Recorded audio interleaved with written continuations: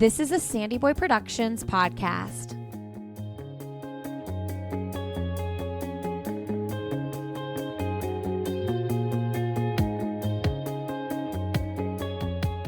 Welcome to Finish Lines and Milestones, a podcast for everyday runners. I'm your host, Allie Bretnacher, and if you run, you're a runner, and every runner has a story. Join me each week as I share these stories and we celebrate finish lines and milestones together. This week's episode is brought to you by one of my most favorite running fuels, Noogs. That's Noogs. This brand was started when the founder, Paige Foote, could not find a fuel that she enjoyed. These are designed to taste like sour candy, and they do taste like sour candy, but they have all the electrolytes and carbs that you need to fuel your run.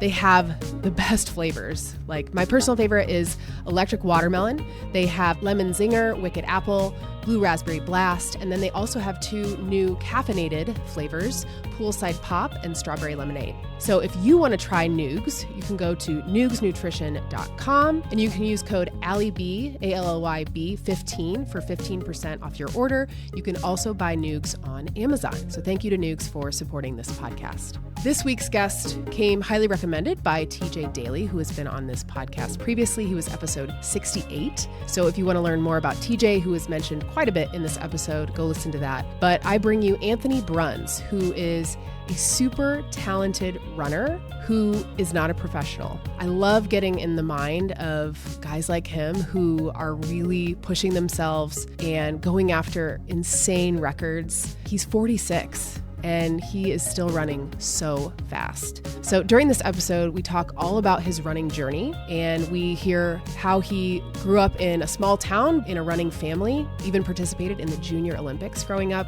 He didn't run in college, but during college is when he ran his first marathons. He also loves participating in team events like Hood to Coast or Ragnar's. And we talk about last year's CIM and how that race went for Anthony. And, you know, even though people run fast, they can still be disappointed in their times just as much as you or I could. And so I really liked hearing about Anthony's mindset too when it comes to that. So I hope you enjoy this episode with Anthony Bruns. We're recording. Okay. We're here. Anthony Bruns. Is that how you say it's Bruns, right? It's not like Bruns. You're probably the first person to pronounce it right on the first try, even though it's a very simple last name. It's Bruns. B runs. And you know what? I just realized that it's runs. You literally have run in your name. In my name. Yeah. I don't have Burns. I'm not Burns or Bruns or either. Burns. Yeah. That's the typical one. That's what I have to. My daughter's getting that now. She's in junior. She's an athlete, and everyone announces her name as Burns, and she gets so irritated. And I was like, you know what? It's a lifetime of being called Burns. I'm sorry. Yeah. Well, and at least your last name's not Bretnacher. So yeah. I'm telling you that it could be worse.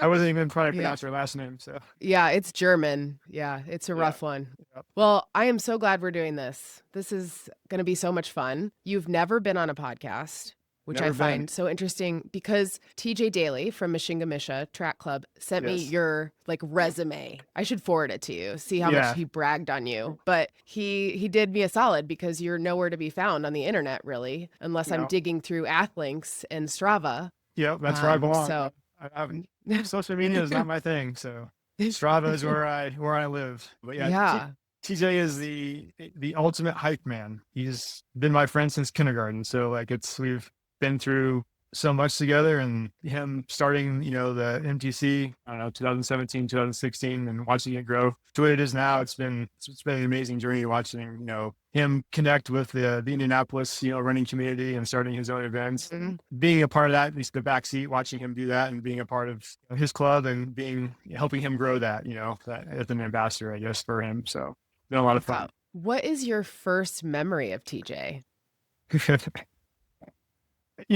I do remember being in kindergarten with him. I can't say it that's a vivid memory, but we went to a very small Catholic K-8 school together. I think by the time we graduated, there was 13 kids in our class. So TJ and I have been very close throughout.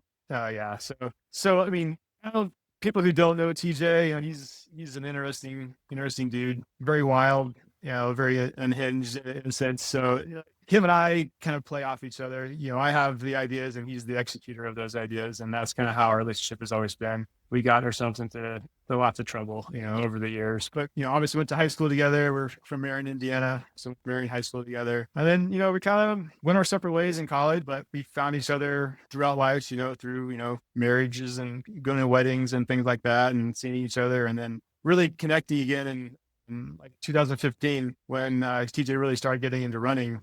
Just kind of went from couch to 100-mile, type of thing. He's just got those kinds of ideas. And, I was just kind of along the journey with him. I've always been a runner, and he's, when he started running, we just kind of reconnected over that sport and, been really close ever since. If you're not on like Facebook and social media, how do you keep in touch over all those years? Like old school, like phone calls?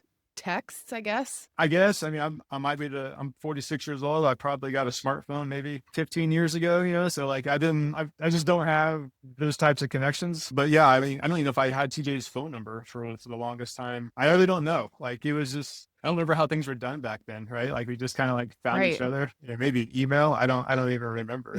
That's so funny.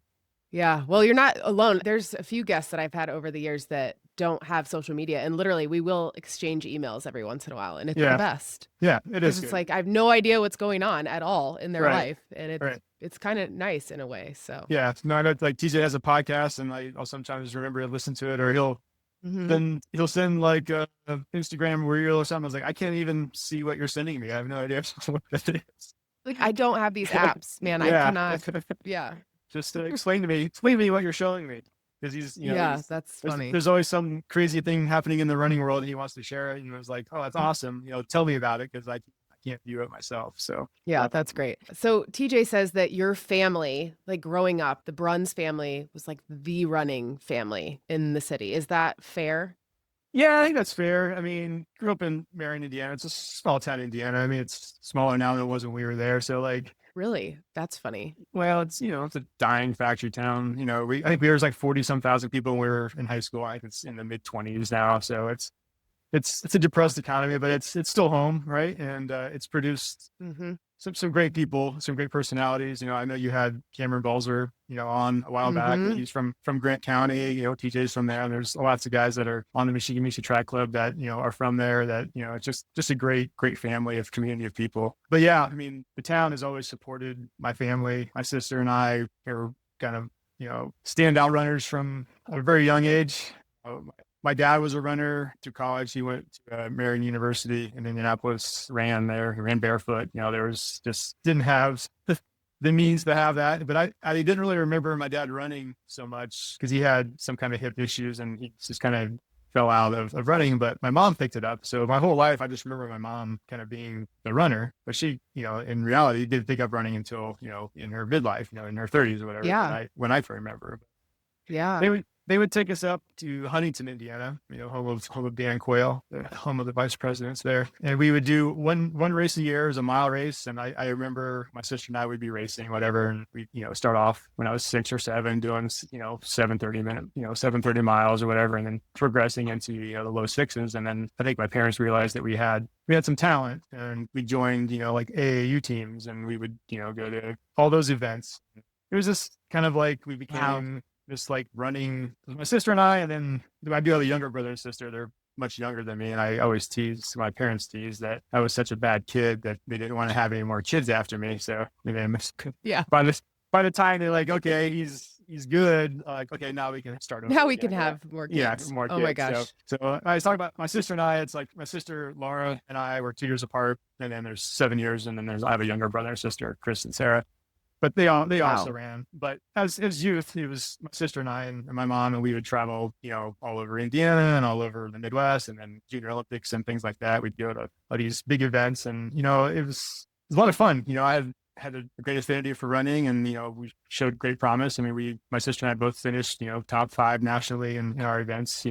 Probably from 8 years old through maybe 12 years old. That's kind of crazy. The years that we did it. Yeah. And it was great, and as we're both competitors, so it was a great thing to feed our competitive spirit. But I was going to ask you about the Junior Olympics. Yeah. I don't know anything about the Junior Olympics. So could you kind of paint a picture for like what that experience was like from what you remember? And maybe it's different now, but back then it was a huge deal. Like it felt like you're going to the real Olympics, like, so you'd go to like your state meet and you'd qualify for a regional meet, which would be like a multi-state meet. And then you'd have to get in like the top three, like we were racing against the best kids from Indiana, Illinois, and I don't know what other states, but then you would go to the Junior Olympics and they'd have like an opening ceremonies and you'd have all these, it was not just track. It was basically the Summer Olympics. All the sports? For kids. And wow. It split it up between, age groups. I think there's like 2-year age groups. I think there's the Bantam boys and the Midget boys, which I always thought was a funny name. And then they had like the youth.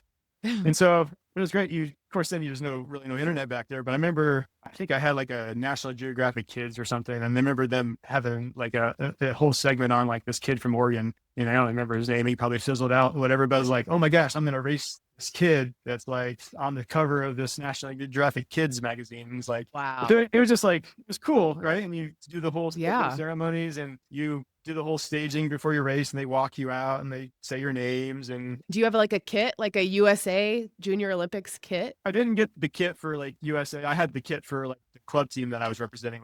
That you were on. Okay. Yeah, a team out of Huntington. So you're still representing, your club, and it's just, I don't know, It's just fun. It's hype, right? It's a lot of fun, and it definitely gave you a lot of racing experience, and definitely stroked your ego a little bit to say you went to the Junior Olympics, and as a kid going into middle school, coming back home and racing against the kids around, Grant County or wherever, it's like, hey, you're not touching me, yeah, no kidding.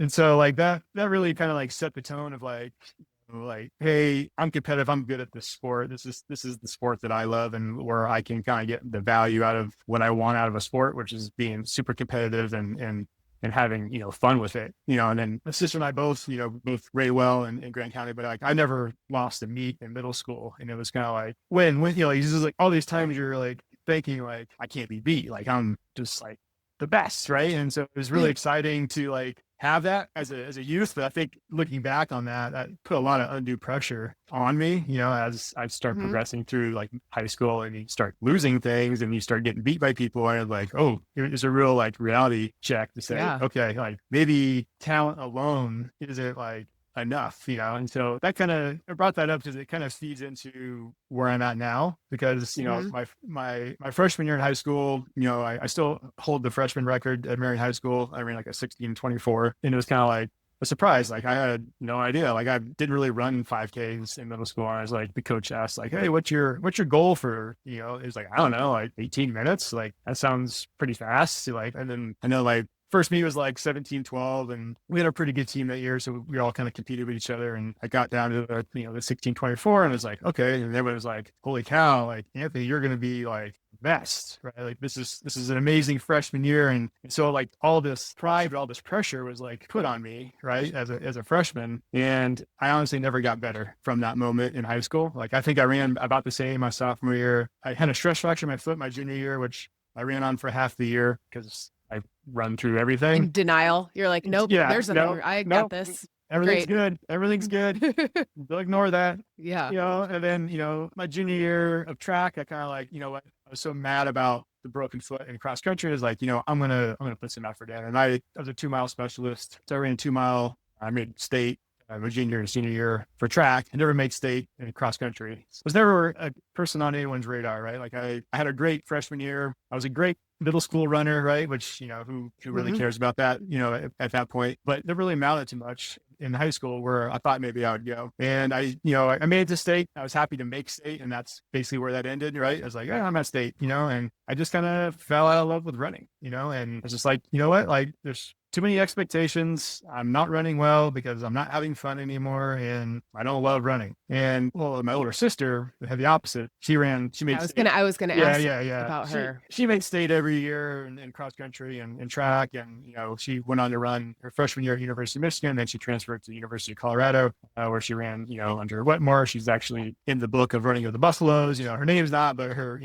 she lived those moments, right, with Adam Goucher and all those guys. So it's wow. She had a very exciting running career through high school and college. And, maybe me just being, I want to be different. I was just like, that's not for me. That's my sister's path, and that's not my path. I half-assed looked at some colleges and say, there's some D2 schools that gave me some attention, but I was like, you know what?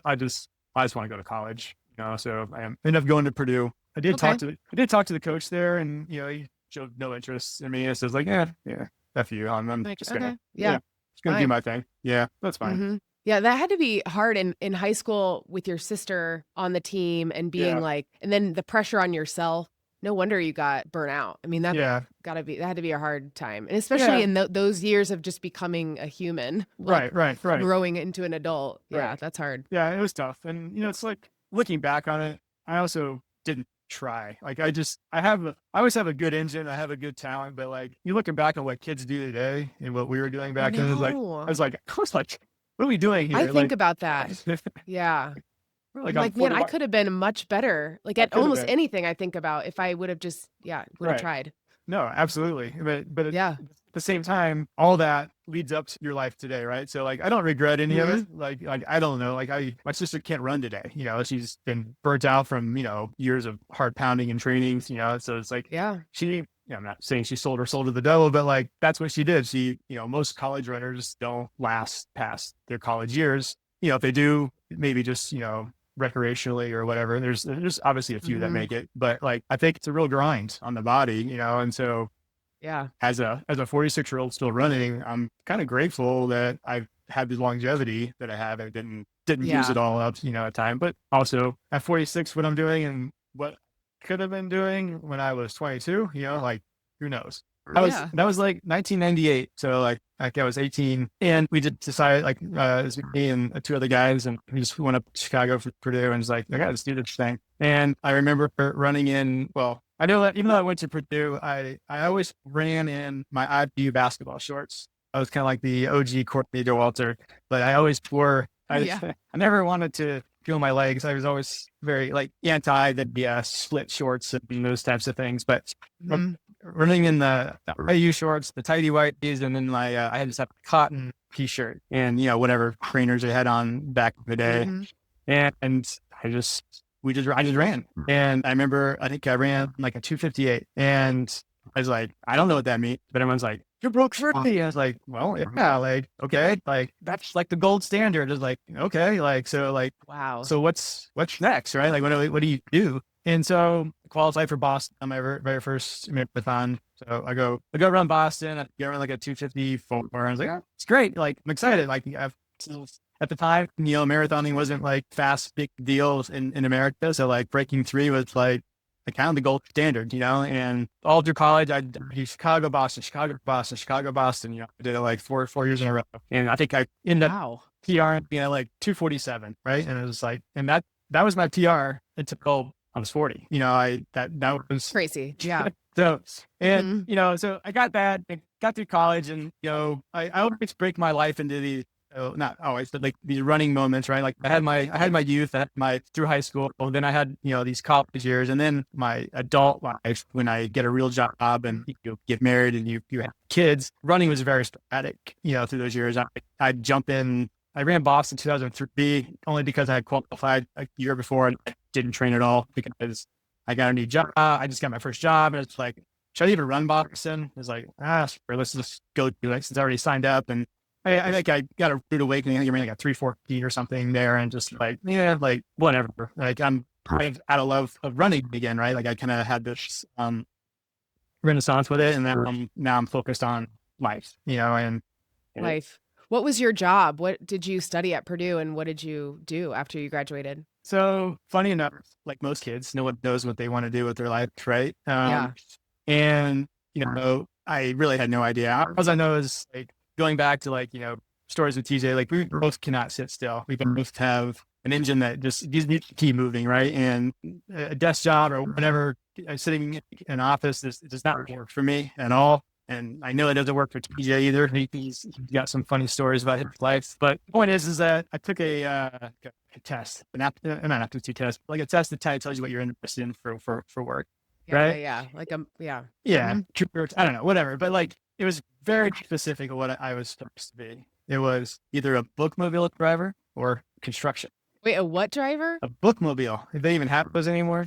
But like, I don't even know what that means. I was like, hey, did I hear you correctly? It's like what the hell's that? It's like a mobile library, right? Like I'm not sitting still. So like it picked up on the fact that like, I don't want to be somewhere. So it's like, well, I'm not going to be a bookmobile driver. That's the dumbest thing I ever did. So I was like, all right, well, what's this construction thing about, right? So I went to Purdue and went to the building construction management program. And I did look at a lot of colleges that had that program, Colorado State being one of them. Dayton has a good program.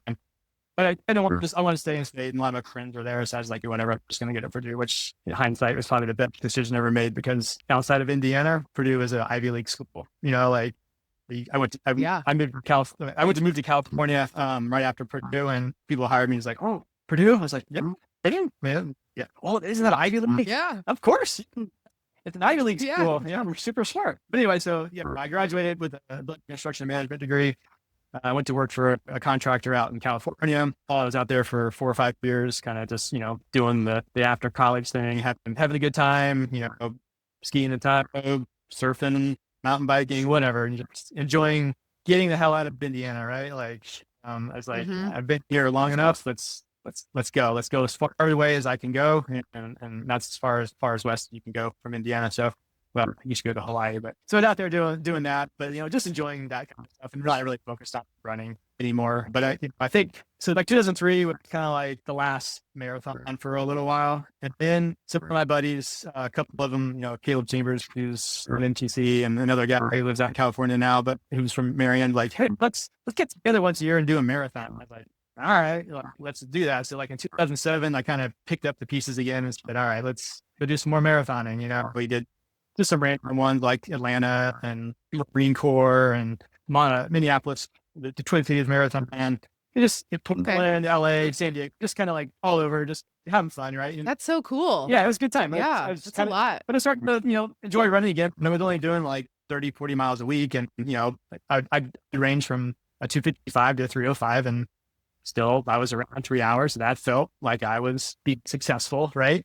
But still nowhere near my PR of 247, from, my college days, but I didn't really care so much about all of that. So, just having fun, and kind of rekindled some love of running. And I had my daughter in 2009, and, some of my best memories are, having the running stroller and running with her. Yeah. So like, it was just good times, right? So that's 2009. And then so 2012, my son was born, and I had just come off a ski injury where I'd broken my wrist, so I couldn't help my wife really with dealing with the newborn. I'm sure she was so thrilled when you broke your wrist. She was so thrilled, man. And it's so lucky for me to be that way, right? Like I'm very careless with my body. I throw it around for the sake of enjoyment. So finally, June, I get my cast off. I'm like, all right, I can be the dad that I want to be, and we're back in Indiana, and I'm at my folks' house. They have a lake and they have a diving board. And of course, all my siblings are back. We're all having a good time. And I'm, hey, watch this, just like I did when I broke my wrist. I was like, I was doing a 360 on my skis, and my sister's like, hey, I missed that. Do it again. So I get a video. Oh no. And then I do it again and I break my wrist. Right? So it's the same similar thing. It's like, hey, I'm going to go on the diving board here, and Does that video still exist somewhere, Anthony? That's so crazy. There's a picture. I have a picture of both of those in action. I have a picture of me in the air, like going, falling as I land on my wrist. And then I have a picture of this moment where I'm on the diving board I'm going to do a 1.5 to the end of the lake, right? It's like, and so I go out and I bounce, I go up, come back down to do the second bounce to get, the extra bounce. And my left foot slides off the side of the diving board. And as the diving board rebounds, it smashes my right knee. Oh no. It completely shatters my kneecap. Like I'm in the water. I'm just like, and my dad's a physician. So he's like, well, son, you just, ruined your running career, or, like I'm swimming with not moving my leg. I'm swimming to the shore, and I come out and if you look down your knee, you see the ball of your kneecap sticking up. Well, mine was concave. It was like, there's nothing there. I was like, what? Where's my knee? And what happened is it shattered it, and the tendons that held it together pulled apart. So half my kneecap was up to my thigh, and the other half down lower. And I didn't even know that was possible. Yeah, it's disgusting. That's crazy. Disgusting, right? And awful, yeah. Ugh. And so I'm like, I'm 2012, so I'm like 32, 33 years old. Okay, so okay, and like And once my dad's sharp, but he's always pessimistic about things, and he's like, well, you're not going to run again. All these things, right? And looking at the injury, I believed him, right? And I was in Marion. My dad's like, you know what? I know a doctor here. He knows a doctor in Denver, so let's get you booted up, and then we'll send you back to Denver and get the surgery done there. And luckily the orthopedic guy who worked on me here is the orthopedic guy for the Broncos. So he's well renowned, and it was good. I was like, all right, whatever. Yeah, I don't really care. Like, just fix me, please, And so what they had to do, I have a huge scar from the middle of my thigh down to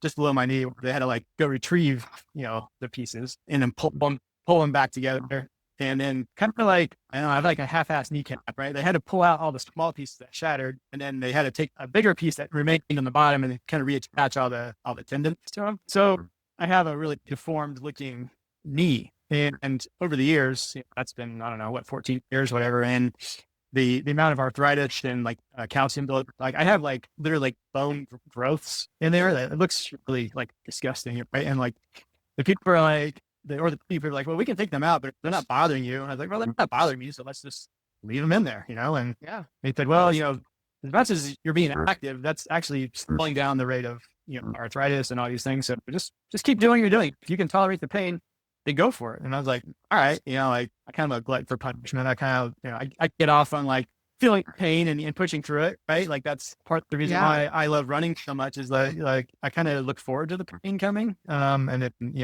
I always tell myself, when you feel the pain, you just smile, I like that, and it kind of teaches your brain to be able to push through it. But I always say my knees never doesn't hurt, never not hurt. But it's a pain I've had forever. I just put it, the back of my head and just I just put it away. But it's changed everything about me. It's changed my mindset. It's changed the way I run. I run different cadence.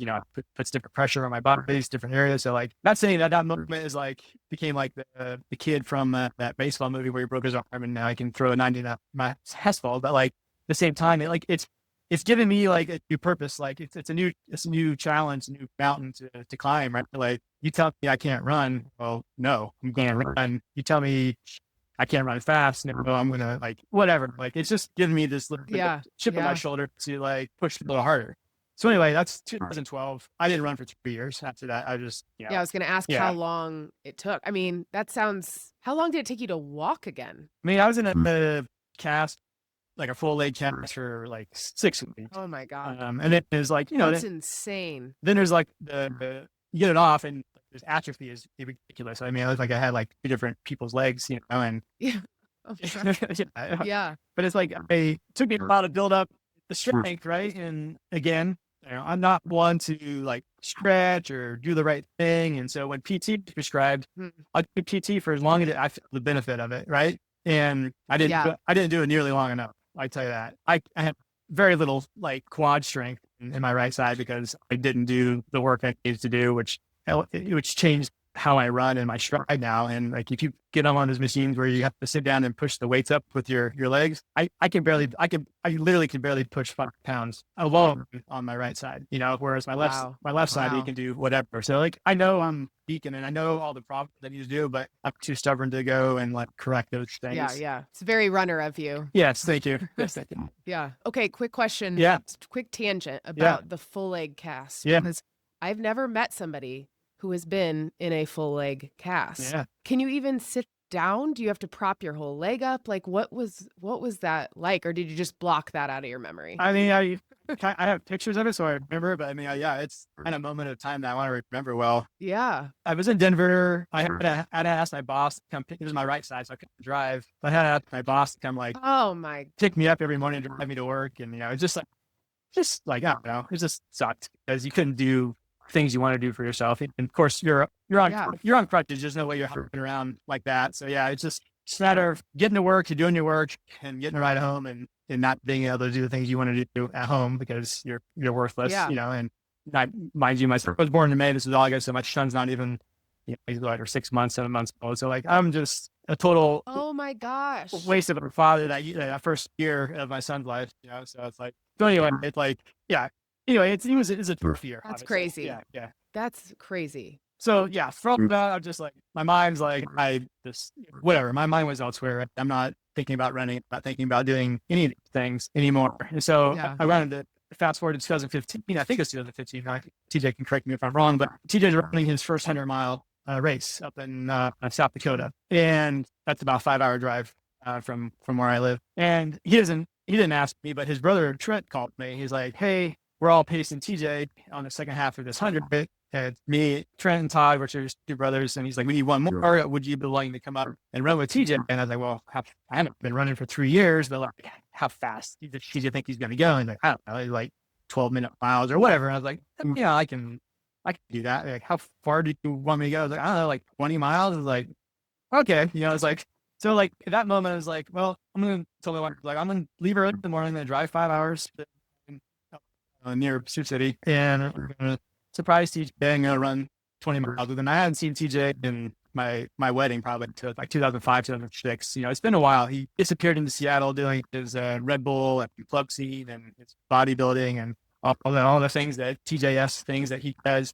And I kind of fell out. But from that moment, I reconnected with TJ on that run. I saw him on that mile 40. Just surprised him and said, "Hey," and I said, "I'll be running with you from 50 to mile 70, basically."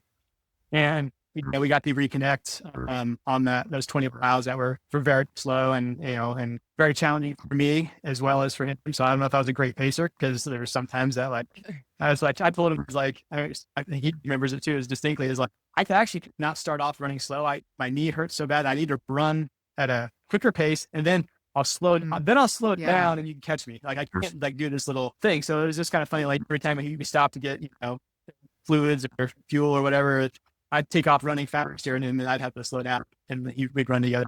But we connected that moment. We've not connected since that moment on running and other things. So it was a good pivotal moment for me to get back into running, and then for me to kind of have TJ in my life again. Which not saying that TJ is like my only friend, but like, he's one of those guys that unites people, right? And he can really just bring people together. And before TJ, I ran every run by myself. I'm go run, I'm doing my thing, whatever. And since TJ, like, I've always had people, right? I've always had someone behind me, someone cheering me on, a cheerleader or something, right? And it's all because of the hype that he brings and the community that he can create out of really anything he wants. But he chose the running community, which I'm a part of, which I'm so grateful for. Mm-hmm. So that kicked it off, right? What was that? 2015. So 37 or 36, something like that. So, and how much time between, like, the time that you got the call from Trent to the 100-mile race, how much time did you have to go from 0 to 20 miles? I don't think I had any time. I mean, it wasn't like he called it the day before, but like, I definitely didn't go out and like, oh, I gotta get ready for this. But probably, I don't know, maybe a couple of weeks, I think. Okay. Yeah. I mean, it's hard for me to imagine. But that's kind of like, I get to look later, but like, my mindset is like, it's stupid to say, but if you believe it, you can do it, right? Like, you can. So it's just a matter of, if you say you can do it, right? If you say, hey, oh my God, I haven't run 3 years, I can't do 20 miles, then guess what? You're not going to do 20 miles, right? So you're going to fall apart. So I've always been a big believer of the mental aspect of running over the actual physical aspect of running. Mm-hmm. And it was like 2015 was kind of a renaissance year. I think I ran Monumental that year. I ran like a 250. So I come back, my first marathon back is 250. It's like, all right, like, I'm almost back to PR, at the time was my PR shape. And I ran the Colorado Marathon, which is up in Fort Collins here. And it's a mostly downhill race, but it is altitude. I ran 3 flat, and I qualified for Boston, right? And at Boston, 2018, I think that was the Ryan Hall year, when he had previously set, unofficially, the American record. And it was just a fast year, but it's one of those real snowy, spitty, like, just crap years. But when it was that way, I was like so excited. I was like, this is like, the adversity of this weather makes me so excited, because I know everyone else there is bitching about it and they're so down on it. And like, that just brought my like spirits up, like, okay, I'm going to get this, right? And I ran a 247 at Boston. So pretty much, my PR. So that's 2018. I think 2019, I turned 40, right? So I was a year out from turning 40. And so I got this new confidence, right? I just ran a 250, then I ran a 247. It's like, okay, I'm back to where I was when I was 19 years old. Like, without really, again, training for anything. Like you'll laugh if you see my training logs, which were on Excel spreadsheets at the time. And it's like, I go back, I was like, oh, my long run was 7 miles, or I had a 24-mile week, or some such. What am I doing? Right. So, but anyway, it got me interested in running again. And by this time, I think 2017, I actually joined Strava, like from the harking of my friends, like, you got to get on this thing. I was like, why? It sounds so stupid. Like, I don't need that. I don't need that. I got to buy a new watch. I got to get a watch that does GPS now. Like, so it's just like all these like transformations for me to like go from like just running off the field to like, oh, wow, that's how fast I'm actually running, because I have a GPS watch now. Or that's how far I'm going. And now I have this tool, Strava, that says how fast my pace was. And now I'm like self-competing with myself, right? Like, I think the first year I was on Strava, I told TJ, I didn't run that many miles. I was running like 45 miles a week, but there was never a run that average was over 7 minutes. Like, I was like, every run I have to do this year, I have to be faster than 7-minute pace average, So like, it just be like these competitions with myself. Like, if I was tired at the beginning, then I'd make sure I'd sprint like a 5:30 mile at the end just to like get there. It was just, it was kind of dumb. But like over that time, what I was doing was interval workouts without really even knowing it, right? Like, and this whole thing about comms, right? Like these segments that you can take, and you can crush someone's soul by taking their segment, and that was pretty exciting to me, right? Like, and back then there wasn't nearly as many of them, but like I made it a goal to get from 2-mile radius from my house, I had to have every single crown. Like, and when someone took my crown, I was the next day I was out there taking it back, right? And then COVID hit, and the COVID stories are some of the best for runners, right? Like all this extra time that you have, and all this community that you can build virtually on Strava or whatever. And it really took off for me. Like, wow, like before COVID, people got segments by just running their normal pace. But during COVID, it felt like people were targeting segments, right? And I was like, what? There's no, what?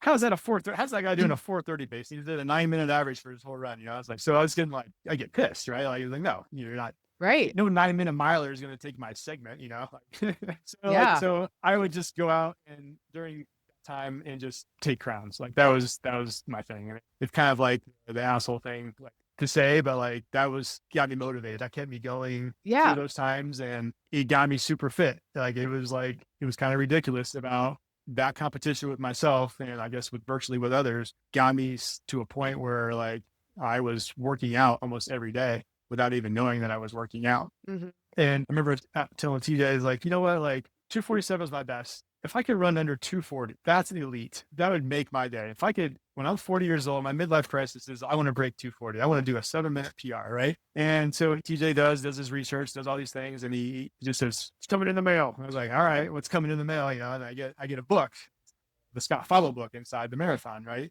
It's a great book. I think Mark Geyer probably read it too. I heard him talking about it, but it's like, it's a good access pass to elite runners training, right? Like he tells you every day what he's doing, right? And I was dumb enough to like to say like, well, that's what I'm going to do. I'm not going to run Scott Fowler paces, but I'm going to try to run as close to him as possible. And I'm going to follow this thing to a T.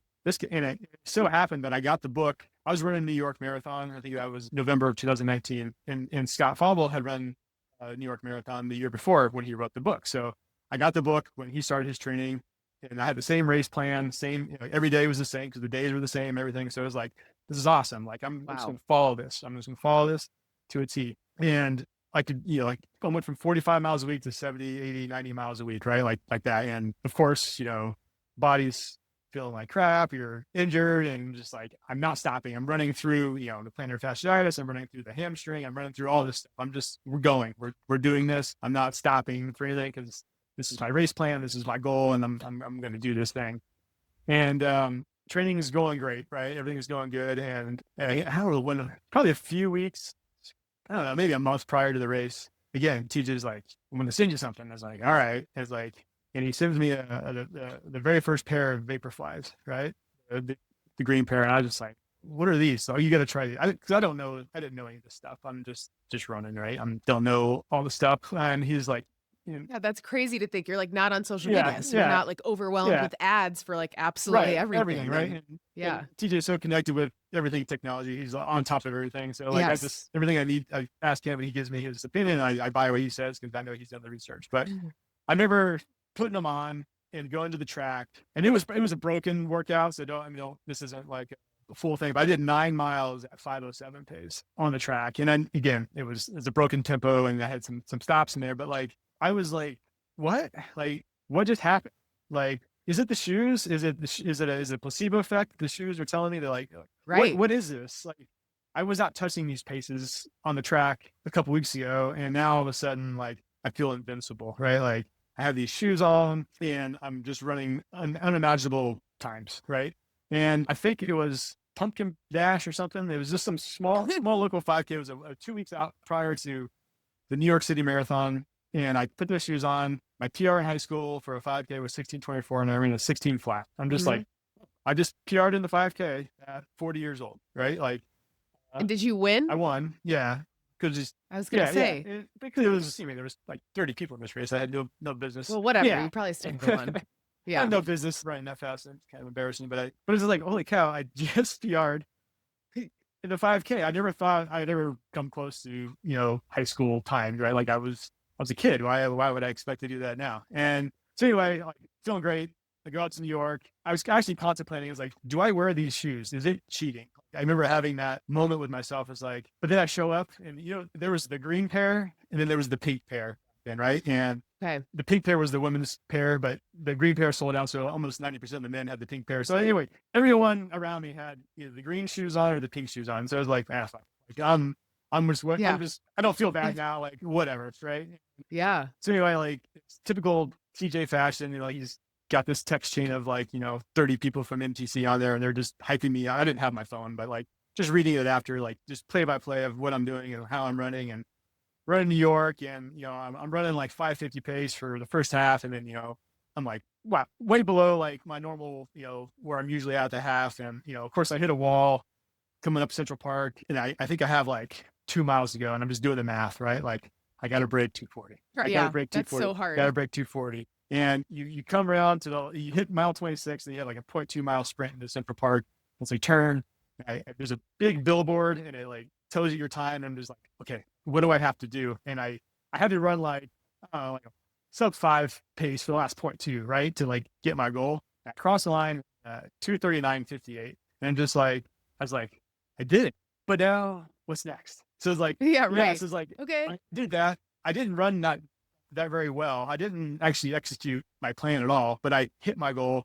And you have those barriers that you beat, and then it's like, well, once you beat them, and it's like, wow, like you feel renewed, or you feel like maybe unstoppable in a sense, like, oh, I just did that. Now I can do whatever I can do. I don't know. Who knows what's next, right? And how did you celebrate that? With a very lonely walk to the subway station, and missed trains, and my family worrying about me because I was 30 minutes late because I kept getting on the wrong trains. I didn't have a phone, and it's kind of, that post-marathon like fog. Yeah, especially there. It's like you're walking like aimlessly for what feels like miles and miles. And it was definitely like a hopeless guy on the train with the marathon blanket. But anyway, I don't remember how I celebrated. I was just stoked, right? Like, just super excited to have done that. And that was the moment, right? That moment, that grit that got me below. If I ran 2:40:02, I would have been so pissed, right? Like, so. Oh my gosh. Yeah. So like the grit that I allowed myself to like do and push, and like, I just knew I had more in there. Like, I knew there was something left in the tank. I didn't know what, but I knew I could beat 2:39. Kind of an off-topic story from that. Quick break in the show to remind you that this podcast, Finish Lines and Milestones, is a Sandy Boy Productions podcast, which means this show is part of a network of shows. So if you are looking for other running podcasts to add into the mix, you can look for I'll Have Another with Lindsay Hine, The Trail Network, The Mother Runners, and Inspired Souls. See all of these shows at sandyboyproductions.com. Now back to the show. Like, I knew there was something left in the tank. I didn't know what, but I knew I could beat 2:39. So, kind of an off-topic story from that. Like, I'm really close to my high school friends. We have a group of like 5 or 6 guys. TJ's one of them, and we decided to celebrate our turning 40 same year down in New Orleans. So you get down there and we party and do our thing. I think we're out to like, it was premeditated, but we were out to like 3 a.m. But the next day I had told the guys like, hey, there's a half marathon New Orleans. And, I was like egging TJ on. He's like, hey, we're going to do this thing. A couple of other guys, there's a 5K. Like, you guys are going to do the 5K. We're going to do down this as like a buddy thing, right? A group thing. And I had not run Monday Middle at that point, but I had run the Indy many times during that college time, right? And I'd run 218. I think I ran maybe 217 low. It was like super stoked about those times. And that was my PR at the time. And after showing up at this, it was called the Old Man River, which is kind of appropriate for being 40 and just feeling, like being old. It's like, all right, let's go do this old man river thing. And I just remember running. It was out 3 a.m. We got up like 6, went down there, and I ran a 113. And I was just like, okay, like I just PR'd by 5 minutes or whatever, or 4 minutes and a half. That was maybe a month after New York. So I was just like, okay, like the bells are going off in my head. I'm like, okay, like, I'm like, what's going on? All right, let's go. I'm super excited about, possibilities now. Like, and I think actually I have my timeline a little wrong. I think COVID was after this. I think COVID hit that March after this. Oh, it would have been. Yeah, that's right. So I apologize for that. But this is what happened. And then COVID came, and that's how I really started like digging into all these things. You had 2 years there of really no racing, at least maskless. And part of what MTC did, I don't know if you've heard about this when it was going on, it might still be going on, but it was really prevalent during COVID, which was the Great American 5,000. Yeah, I was going to ask you what that was because you mentioned that. Yeah, so it's a virtual race. So it's perfect for COVID from San Francisco to New York. The original one was teams of 24, and each person and each team could run 24 hours a day. You couldn't load up more than 24 hours in a day, right? So we just said, okay, there's 24 of us. Each of us runs 1 hour. Run as many miles as you can in 1 hour until we get from San Francisco to New York, right? So wow. So we have a eclectic mix of guys. Some guys are doing 8-minute pace, 9-minute pace, which is fine. But then there's people like me who are like, I gotta get as many miles as I can every day, So like, so every day for, I think, 3 weeks, I'm running like, just stupid fast stuff, right? Like just trying to get as many miles as I can. And then we end up winning, and there's teams on there, I don't know if as many people took it as seriously as us, but like there's teams with, pros on their team, and like, Kara D'Amato was on a team, and her husband, like, there's all these big names on there. And it was like, how was this tracked? Was it on a website or like in Strava? It's on a website, and you upload your miles, and you have to add your Strava link so they can verify that you're not cheating, whatever. So yeah, we won. And I just remember like, for 3 weeks straight, just everyone just running hard as they could, and just how that kind of destroyed your body a little bit, but like at the same time, like how helpful that was to like, to continue the journey of what I was trying to do. Yeah. And meanwhile, how old are your kids at this point, by the way? This is during COVID. So yeah, so they were maybe 3rd and 5th grade or 3rd and 6th grade, maybe. Okay. Yeah. Like meanwhile, they're at home doing like e-learning. Yeah. It was probably there was chaos of the family alongside this is So it was my break from getting out of the house. I get out of the house, and it was something fun that we were able to do as a group, right? There's still something like, it felt like you were part of something, and some of the best running memories are with that crew and doing those types of things, because it's amazing. I've heard you say you've done some Ragnars and things, but it's amazing what you can do for others in a relay. It's not, you wouldn't push that hard for yourself, but you would push that hard because you see the other people on your team pushing that hard, right? So I've always run some of my best running when I'm with like my group, because one, I'm inspired by them, and two, like I inspire them, and then it's like this kind of like back and forth, and it's fun. Yes. And so I can't remember I know we won, but I know it came down to like a pretty close finish for that first year that we did the Great American 5,000. And we did it a couple of years later, but rules had changed where you could run as much as you want. It didn't have to be in 24 hours. So we had Cameron on our team, Balzer. So he just go out, run like 50 miles and like, just send Cam out. He'll be fine. I mean, that one fell destroyed. I think the next person was like in Kansas. They have a virtual map where they're at. It's like, oh my gosh, people are like, these guys. It's like, that's with NPC. Yeah, but anyway, those are good times. But anyway, so COVID's hitting. We're doing all these COVID things, and so I signed up for SIM in 21, California International Marathon. So I've never done that one before, but for whatever reason, I think I felt like it was it was a fast one. It's a huge landing spot for people from Colorado. Like we can train here for most of the winter till that point, and winter usually gets bad years, but that's kind of like the good time frame for a lot of guys training here in Colorado. So I knew a lot of guys going and whatnot. I was like, oh, I don't know what to expect, right? I'm gonna go run the first half in control, and then I'm just gonna try to race the second half.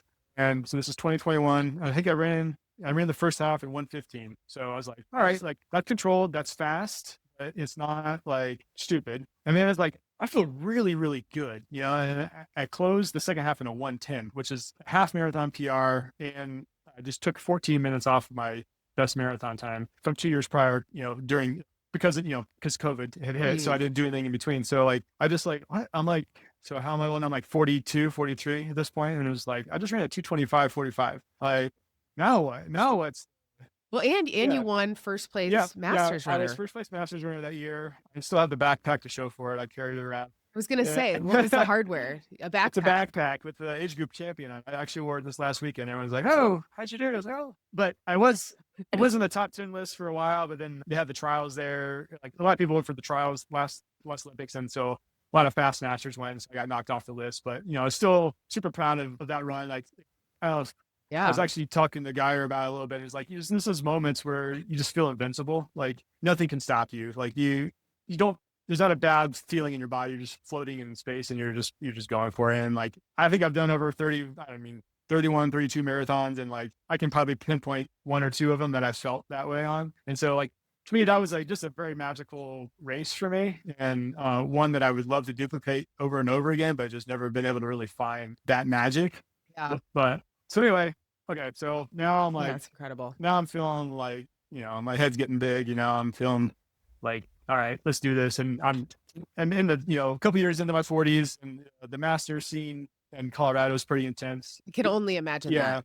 So actually, yeah. There's guys here that, again, I was running by myself this time. I didn't really have a lot of running friends here. That's changed a lot since the last couple of years, but there's guys that I've been following. There's people who, Masters who are running like 15:30s, 15:40s in the 5K and, whatever, just some amazing people. And started getting into like some of the more USATF Masters racing here. And I was competing with these guys that I looked up to, and like was saying like, I'll never beat that guy. And I'm beating that guy, and it was super exciting. And, of course, become friends with these people, and you just kind of, you have camaraderie and you race a lot over, usually smaller races, 5Ks. There's a lot of mile races out here and things like that where we're getting after it. But so it's pretty crazy. So during that time, I go run, we look up, I'm not even sure how I found it. TJ probably found it for me, but the Colorado Schools records for, they have them for the mile. They list them for the mile, the half marathon, and the marathon. I'm sure there's a 5K somewhere or whatever. So I was like, well, it's Colorado. I mean, this is like one of the running meccas, just pros that live here. I mean, my daughter's racing against Bonds and Culpeppers and Gouchers, and like these are people who are pro, their parents are pros, but they're not running anymore. So, but I also found that people train here, but they don't race here. So it's like looking at these things like, wow, these times are really fast, but they're from 1982. Like, where's all the recent times, right? So it's like I was looking at it, I was like, okay, well, the half marathon time for my age group was like 1:09 something. And I mean, the marathon was like 2:28 something. And I was like, all right, let's do this. And the mile was 4:29 or 4:28, I think. And so like, I start focusing on more like being in Colorado and trying to like get these records. Cause I was like, this is exciting. This is something different. As you know, training for a marathon is not sustainable for every waking moment of your life. So it's like it's nice to like split it up. So like, okay, let's train for a half, let's train for a 5K, let's train for this mile. And I had some great races. I mean, I've lost the mile and a half this past year. I still hold the marathon record for 40 to 44, and I also own the record for the half marathon for 45 to 49, and I'm going to try to get the marathon record here this spring. But I ran under it's called the Mile High Mile. It's up in Boulder. It's a track meet. Good Masters there. It was one of those beautiful nights, Colorado nights. But they had a malfunction with the stadium lights, and they wouldn't turn on. So for our race, which was the second to last race, they pulled like 30 vehicles onto the track and turned their headlights on, and like the atmosphere was just like electric, right? Like that's so cool. It's so cool. It's like Fast and the Furious, like you're like in a parking lot ready to throw down. Like, and the track is lined all the way around the inside with people, screaming, and then that's the cool. outside is with cars, trying the lights on. Yeah. And one of my good running friends here, but he's Neil McDonald, is an amazing miler, a 5K guy. He's a couple years younger than me, but we had a great duel. Like it was just a matter of like just him and I just going back and forth, getting after it. And I had the record at, I think I had 420, 426, and he took it back this last year with the 424. But I can't go back in time because I'm too old now to get that record back. But I guess I could break it all right, but that's a little harder. Altogether, yeah. But it's just, those moments are just so fun. Like that's the kind of stuff that fuels me. Just like having those types of experiences is like, it's unreal, right? Like that's not just going out to a track meet. It's about this environment, and it's pretty electric. The same for the half was similar, and then the full, which I ran the Colorado Marathon again, which is 17 miles of downhill, I'm not gonna lie, and then pretty flat towards the finish. But you're at altitude, you're pretty high altitude, and that was another one that I was able to just kind of like just lock in and run my pace, and broke that record by a minute, even with a 40-minute bathroom break or 40-second bathroom break. I was like, damn, no one wants to. Yeah, still that's no one wants to take that long of a bathroom break. Yeah, it was fun. And so I ran like a 228-21 there. So at altitude, again, it was downhill a little bit, but they like to say that the downhill negates the altitude. Yeah. So question about the Colorado soil records. Yeah. Yes. Where do you look that up? There, you have to Google it, but once you Google it, you can find it. There's a body, a governing body, not really a governing body. There's like it's not like it's a website for every state. It's just Colorado has their own, someone who's tracking Colorado stats. Okay. So it's just on there. He has like a list of all those records. And then he also has, track records for, all different ages and whatever. But yeah, it's not like a website that has everyone's soils records. It's just some guy. It'd be really cool if that existed. Oh, I think so too. I was like, oh, does it exist? Like, that would be pretty cool. TJ probably knows where to find all the Indiana stuff, I bet. Yes, he does. And if not, he will. he had to dig to find the mile ones. The mile one's listed somewhere else too. So like he knows where to find that stuff.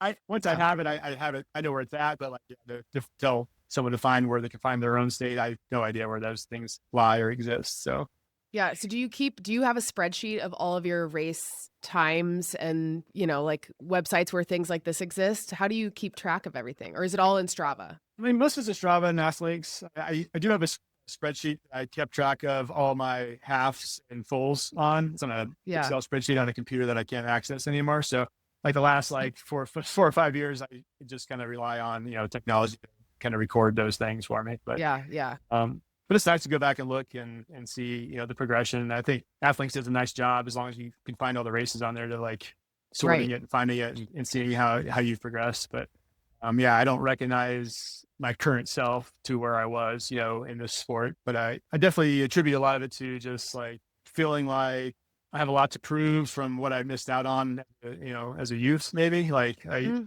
didn't I never met my potential. Let me meet my potential now. Right. Type of thing. Yeah. Not for anyone but myself, but it's just more like, like I don't want to live with a regret of like, what could I have ran? I can already do, because, if I could run this fast now, what could I have run 20 years ago? Maybe not. Maybe this is all about maturity and like mental toughness, right? I think there's something to that. Yes. Yeah. So I try not to play those mind games too much. I'm just really happy living in the moment of those things. So yeah. And showing your kids too, like, hey, look, my daughter runs, my son runs begrudgingly, but I shut up. I don't say a word. I let the high school coach do his thing. I do like to be the high school coach, and we race, so he knows who I am. But just so you know who the real winner is here, sir. Just so you know, but I'll let you. You can coach her, but I'm better. No, I love it. Yeah. Have you ever had a coach? Have you ever been coached, or you just been self-coached this whole time? So I mean, obviously in high school I had a coach, but I used the book as my coach for a little bit. So kind of going into, I ran Sim in 2023, because I had run Boston, part of the elite pro field which is it's super exciting experience. Okay, yeah, we need to talk about that. Hold on. Okay, I go backwards. Yeah. Sorry, I did jump into that. So I had qualified as a master to be part of the Masters Corral group that started with the pro elite field. Wow. So I was number 75 out of like 78. Like I was like just barely made it in by the hair of my chin, so we start, pro women start like 5 minutes later, and then like 5 minutes later, like the masses start. And so you get like an email that makes you aware of this. Like, how did you know that you made it in? I don't even know. I think so. You might have heard his name, but like I have a acquaintance out here, Fernando Cabada, who was an ex-pro runner out of his youth. He's a couple years behind me, but someone I'd run with every once in a while. He's a great person for me to chase. Like I can't beat him, but he's at least in sight, And I think he told me about, hey, you should sign up, check this out, see if you can sign up for it. And I was, like I said, I just barely made it in. I wouldn't like the next year I wouldn't have made it in with my 225. It was like 222, So like things keep getting faster. So I was lucky to make it in, but I was going to take full advantage of that opportunity. Right. So I've run Boston, numerous times, but never like with that much like hype and fanfare. But like starting off with the pro field, I think, like I saw Scott Fauble, the guy's book I was reading was sitting right there, I was rubbing shoulders with, the Africans and, like just walking out with them, being announced with them all. And I should have sent it to you. There's a picture from the TV of me just like standing in the back, just like, what am I doing here?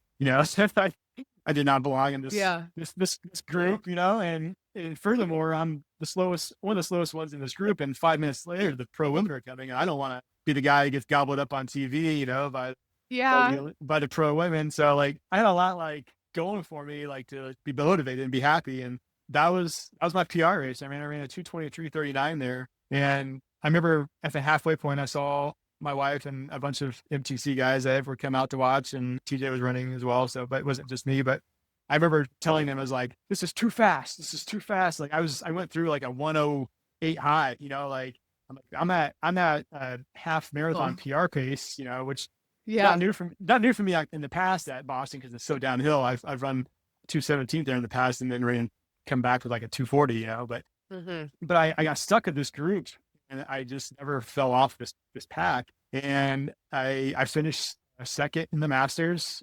I was 40 seconds behind Cabada, the guy I trained with here in Colorado. Jeez. And I beat out another guy by like 3 seconds he was right behind me for third. And just an amazing experience. Like it was like, I don't know, that moment, it's still my PR. I've still been, chasing that ghost of 2:23, and it's not a PR course. Boston is not.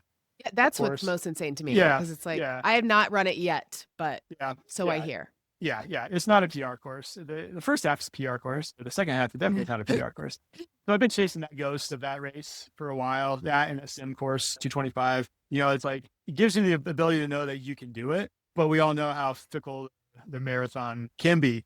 It can give us and take us away very quickly. So is the second place Masters at Boston, did you get something cool? You have to have all kinds of age group award stuff that you've gotten over the years. I have a ton of tons of medals and things. Honestly, I got a vase. I got a glass vase that says Boston. Yeah, that's so interesting to hear, like what they give out. You're like, a vase, okay. Yeah, thank you. And cool. A check. I did get a check for $3,500. I am a paid athlete now. There we go. How about that? That is a big deal. Yeah, that's amazing. Cool. It was cool. I mean, now I have to kick you off my podcast, because this podcast is only for everyday runners. Yeah, everyday runners. I haven't paid taxes. Wow. So just everyday person like that. Yeah. So that gave me the confidence to say, okay, I PR'd on Boston. It's Olympic year. The qualifying center is 2:18. That's a big ask for me, but you know what? Hell, we're gonna go for it, right? Let's do this. And so when you ask about, did I have a coach? No, but I did, in a sense, hire Fernando Cabada between Boston and Sim of 2023 to like get me there. He's someone who's been there. He's run 2:14, 2:11. He knows how to race. We've run together enough as acquaintances to know that he knows how I operate. He knows what motivates me. I always want to do my own thing. I don't like running easy. No, you got to do 9 miles at 9-minute pace. No, I don't have time for that. I'm going to run at a 7-minute pace or whatever. That's easy enough, type of thing. But, he was pretty strict on me and those things. And he kind of gave me some discipline. It was the first time I actually had running discipline versus just me going out and chasing someone's segment on a Strava or doing whatever suited me in the moment. But still no easy runs. No easy runs. I mean, definitely, there were definitely easy runs. He made me. Okay. He got mad. He got me. I was going to say, like, he probably... He told me I was uncoachable. He told me I was uncoachable. So I had to listen. Yeah, that'll do it. That's what I needed to say. But up until this point, I ran free. I ran without like expectation. And this is the first one that put some expectation on me. So I talked about the mental game of things. It came into play on this one, and I put the work in. I was in the best shape of my life. I went for it. There's hundreds of other guys going for it too, right? So I was not alone in a pack of 200 people running, 5:10, 5:15 pace. And I got to about mile 9. My wife was there, my buddy TJ, my buddy Caleb, my buddy Corey, all NCC guys. They came out to watch me. It was so awesome for their support.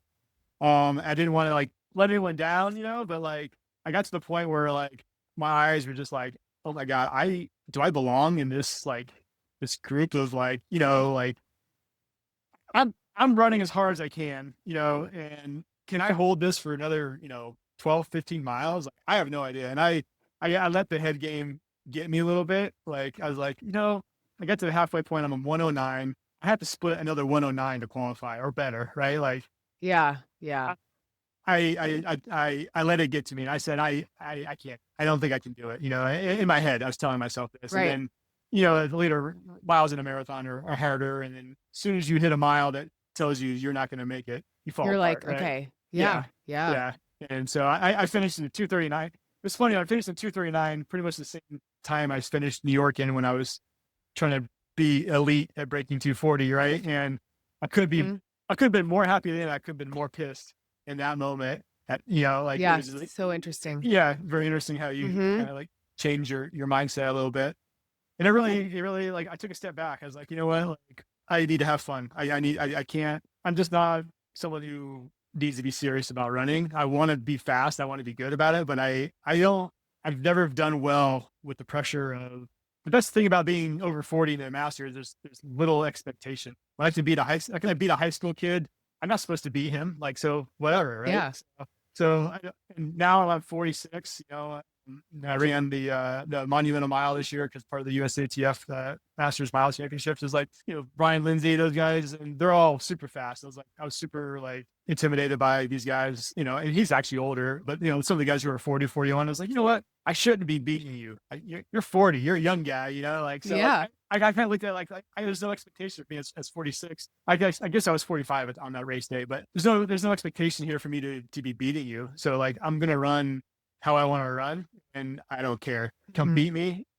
Like, I'm not scared because I shouldn't beat you. That's how I look at it. And so after Sim, I did the dopey challenge at Disney. So just another like, okay, you know what? This is dumb. Let's go do this. This will be fun. And hey, what if I go try to win the 5K, 10K, half, and the full in the process, right? Like I try to look it up, and TJ, of course, found the record and to see if I could do it. And I didn't end up beating the old record, but there was a younger gentleman there. He's like in his 20s from Chicago, was also there and had the same intention. So it was quite a battle. He won the 5K. I won the 10K.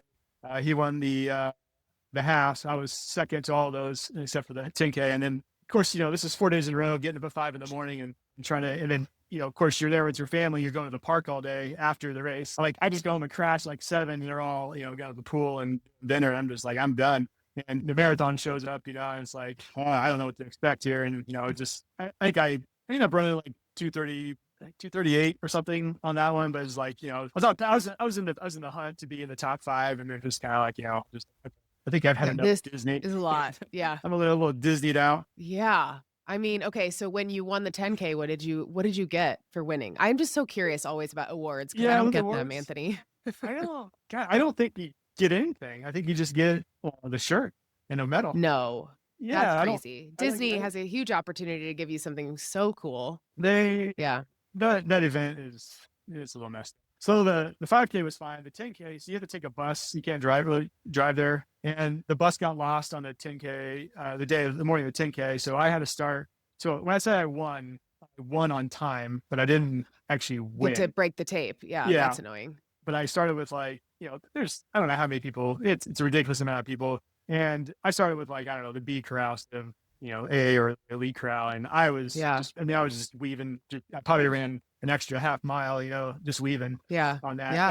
And then they had like a rainstorm on the half marathon day. And they're like, well, we're going to make this a 7-mile half marathon. I was like, well, I remember that. I forgot about that. So I was just like I had a pretty poor experience with Disney and running their things. They couldn't get their buses there on time, and I don't know, doesn't it always rain in Florida? Can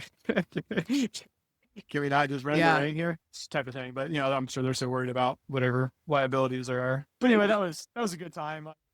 It's one of those things it's really fun. And you get I had a mound of shirts, you get a shirt for every race plus a dopey and a goofy challenge, which was doing the half and the full and then doing all 4 of them as the dopey. And it's fun. It was a good time. It was just getting back to the roots of having fun, running and just having a good time. So, and that's kind of where I've been. I've done Colorado Marathon after that. I've done the Colfax Marathon, which is another one here in Denver. Kind of got out of the marathon game for a little while, and my body was just kind of when I started this whole process at 39, I was like, I'm going to do this till I'm 45. And that's about as much as I think my body can take. So I hit 46 and then I kind of 45, I hit 45, turned 45. And it was like, my body my mind kind of said, you're done. If you hit this, right? So I kind of went into this little mini running depression of I don't like this anymore or whatever. And I just kind of start focusing more on half marathons and shorter just to kind of give my body a rest. So coming back after last year, coming into 2025, I was going to do the elite field for the Colfax half marathon. And I was training for it. I was training with a buddy here, Christian Stevens, he's a Rebuff graduate, but I know him through Jacob Rich, who's his coach. So anyway, just someone I could be his dad, so I'm training with. It always feels funny, but he's a good kid and he humors me about running with me fast sometimes. So, but anyway, I'm just I'm running and I was like, I don't feel like I can run these paces anymore for a half marathon. I think I'm going to switch to the marathon, because I feel like I'm more in marathon shape again. So it'd been close to over a year and a half since I'd run a marathon until last May. But come to find out, I didn't really have a choice because I'd signed up for the half marathon, but I actually never hit send. So son of a gun. Yeah, I was like, I'll run the marathon because there's still openings. I ran out, just ran it to run it. I ran a 2:35 there, and I was just like, you know what? I kind of like the marathon again. I'm gonna get through the summer. I hate running in the summer, and the summer is always track season here, so I was getting after the miles again. I joined this USATF Masters Long Distance Grand Prix for Colorado, which is like a six event thing, and it was fun to run against the other masters, all age graded. So at being 46, I get a benefit of over someone who's 40 because the age grading. That's cool. So I ended up winning that, which was a lot of fun. But it kind of got me excited again. So I was like, okay, I'm ready. I'm gonna go back to sim because my first race there was the best. Second race was a huge disappointment. I need redemption. I need to go back and make it happen, right? And so I was training with Cabana again, and he just had a baby. I think people at 40s having babies are crazier than me, so I respect that. Yeah, my best friend just did that. Yeah. Crazy. It's craziness. Good for them though, and I love seeing it. So he's getting back into it. I'm trying to get back into marathon shape. So we're working together. We're putting in some good workouts. I'm feeling fit. I'm feeling great. And I get there and I see that the 45 to 49 age group record is 2:27. I was like, yeah, I can do that. I mean, I can run that in Colorado. I can run that at sea level. That's not a big deal. But my eyes a little bit bigger now. I think I can PR. I think I can. I'm always looking to beat that Boston time because I still don't feel like it's a legit PR. Like there's more in there from that race that I just haven't found yet. And I'll preface this with the fact that I run most of my marathons without taking water or taking gels. So, okay. I was going to ask you about nutrition because this whole time we never talked about nutrition at all. There's a reason why we haven't talked about it because my diet is that of a 13-year-old boy where I eat and burn calories so I don't bother thinking about eating healthy a lot of times. I eat healthy, but when I'm marathon planning, I'm never once thinking about gels, when I need to take them, how many calories I should be taking in, this, that, and the other. And there's a big reason why I fluctuate in my marathon times and this and that. But I am just like my PT. I'm very stubborn about who I am and how I am. And part of me has a badge of honor saying that I ran a marathon without taking water. It's the dumbest, it's the dumbest badge award, but it's like, that's who I am. Like, I thrive on adversity. I thrive on knowing that I have a bad knee and you don't. I thrive on knowing that I've done this and you haven't. Like, I thrive on those things that make life harder to achieve what I've achieved. So dumb. I'm not saying it's smart, but anyway, fast forward to last weekend, get to sim, and it's a beautiful running weather. It's 42 degrees. It's overcast. It's misty. It's heaven. It's kind of how it was in 2021. Just having these last nights. It's going to be a good day. And like I had told you before, like, a lot of guys from Colorado go there and run. So I do a handful of people. Mark Geyer was there too from Indiana. Jesse Davis. A lot of these guys who I look up to and race against were there. So like it was a kind of a homecoming. But there's a kid from here that I've run against. He's like reached out on Strava. He's like, hey, we've been kind of training the same. Do you want to run together? I was like, sure, let's do this. So what do you want to run? He's like, I want to run sub 225. I was like, great, that's what I want to run. Let's run 5:30s for the first half. He's like, all right, let's do this. We're running. We talked 5:25 pace. I can't believe you can talk. That's insane. Yeah, just talking and having a good time and feeling great. I never felt better. Through 8 miles, we're just having a good time, and we're passing Sarah Hall. We're passing the motorcade for the women. And I was like, I'm actually gonna run ahead of you because I don't want to be on TV, whatever. And just feeling great, and that's the beauty and the bits of the marathon, right? Like, I feel on cloud 9, and then it hits, and God, it hit me so hard. I could feel it coming. Like, I was on pace. I went through a 111 mid at the half. It's like, great, if I can close and even a 113, I'm gonna do well. I'll be close to a PR. I'll be super happy with this. Get to mile 18, mile 19. I'm like, okay, my pace is like 540, 545. I'm slowing, but like, dude, almost a 10K away from the finish line. Can it be, right? Like, can you just hold this? Could you hold sub 6, dude? And I hit 20, and both my hamstrings just like light up like fire, like where it attaches to the back of your butt and down to my knee, just like searing pain. And so as soon as seized up, I started running faster, and it just starts hurting. I'm just like, ooh, that's not good. Like, I'm gonna keep going. I've never DNS'd a race. Well, I think I did DNS 5K when I pulled my hamstring a while back. But anyway, I'm very prideful in the fact that, like, you start something, you finish it, right? No matter how bad it hurts or how mad you're going to be. And, running those last 6 miles, I wouldn't say I was slow. I was like 620, 640s, like it's a minute and a half off of where I was at, but it's not like I was walking, but it felt like you're walking, right? When those moments when you're just getting passed by all the people that were behind you, your mind just goes like, here we go. And Geyer, bless his heart, passed me, tapped me. So let's go, Bruns. It's like, no, man, I am not going. I know. I'm just trying to finish right now. And then you finish disappointed. I ran a 2:33, right? Like, to 2:33. Why am I so mad? But at the same time, I was well off from the goal that I wanted, and it was just.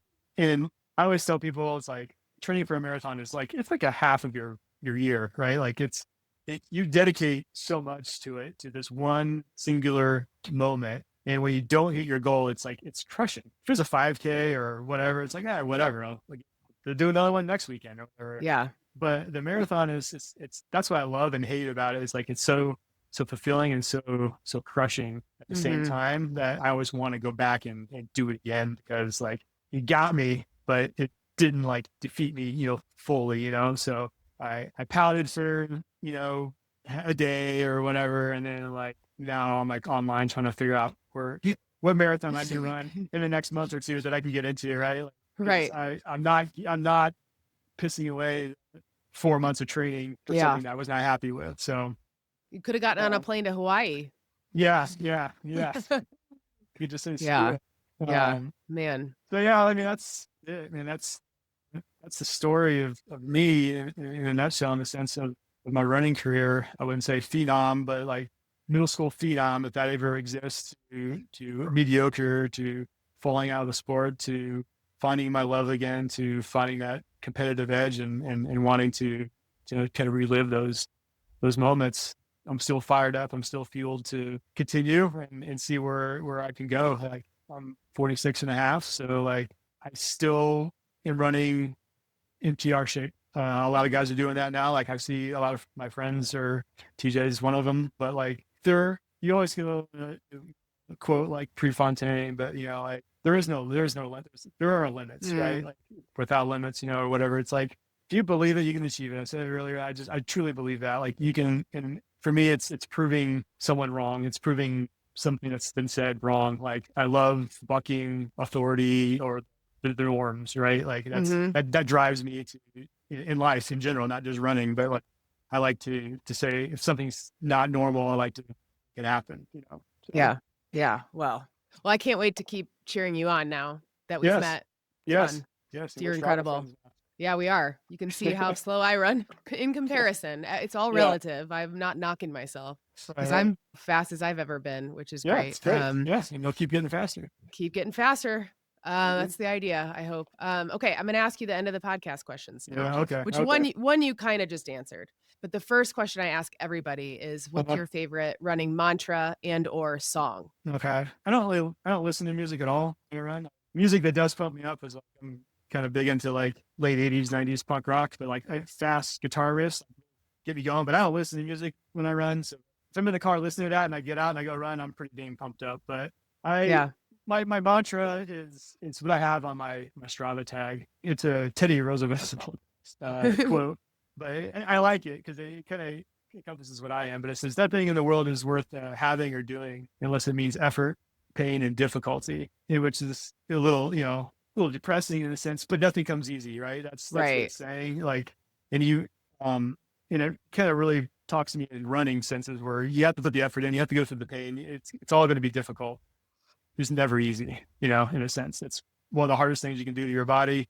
And for me, the mind as well, right? Like it's something that you really have to like be able to bounce back from and mentally strong. So, but yeah, that's my mantra. That one's a great one too. I like it a lot. Because selfishly, then I just take people's mantras and I use them for my own benefit. And then the last question I ask is, what's your next finish line and or milestone? Yeah. So obviously you just mentioned you were hoping to find another marathon. Are there other races that you're already registered for next year that you're going to do? The only one I'm registered for is the Colorado Marathon again, so I can try to attempt the 45 to 49-year-old soils record in the marathon, which is 2:28. Okay. So I still got to get after it, and I can't be it's not slow. What month is that one? That's in May. Early May. Okay. And that's the only one I've signed up for. I've dabbled in. I did a 50-miler last 2 summers ago, and I signed up for another 50-miler in this training block, but I deferred to next year because I was doing the sim. So I always want to get into the trail running because it's peaceful. Yeah. It's nice, but I also don't want to waste the opportunity on the road because being an old trail dog, that can happen, forever. Yes. So I'll probably keep postponing my trail career until I feel like I'm absolutely done on the roads. But right, until you're retired. Yeah. Yeah. Exactly. Yeah, I get that. Wow. 50 miles. Yeah, I mean, I'm not a 100-mile guy, but all it is I'll maybe piss some people off, but it's glorified hiking. That's what 100-mile running. Hiking. I've never done it, so I don't know, but it does. I think a lot of trail runners would appreciate that though too. Yeah. They'd be like, like we run the flats, and then everything else is like it's crawling. Right. Yeah. It's incredible either way. So yeah. No, but I mean, cliche to say there really is no finish line. It's wherever the finish line dissolves, another one pops up, right? So it's just you just keep chasing what's ahead of you. As soon as you cross one, another one, is right there for you to try to chase. So I that's what I like about, you can have an A goal. There's always another goal above your A goal that once you achieve it, so. Yeah. And so will you get back to Indy anytime you come back ever? Yeah, I'll actually be back next weekend for the holidays, I guess. Yeah. Just for the holidays to visit my folks. They're still up in Marion. Okay. But I mean, my kids love it. My parents have some acreage and some, ATVs and some things they don't get to do in the cities. That's fun. Yeah. My kids love it. It drives my wife crazy because she's always worried that my son's going to be like me and hurt himself on stuff. Which he will. Undoubtedly. Undoubtedly. Yeah. So we don't make it back much. We try to make it back once or twice a year. Unfortunately, it's all we usually make it back. So, and well, It's been a pleasure. Thank you so much for doing this. And thank you to everybody who's listened, and happy running. Happy running. If you enjoyed this episode of Finish Lines and Milestones from Sandy Boy Productions, please share, rate, review. I couldn't do this without you and your support. And thank you to Nukes for their support on this episode of the podcast. I will see you next week. Bye.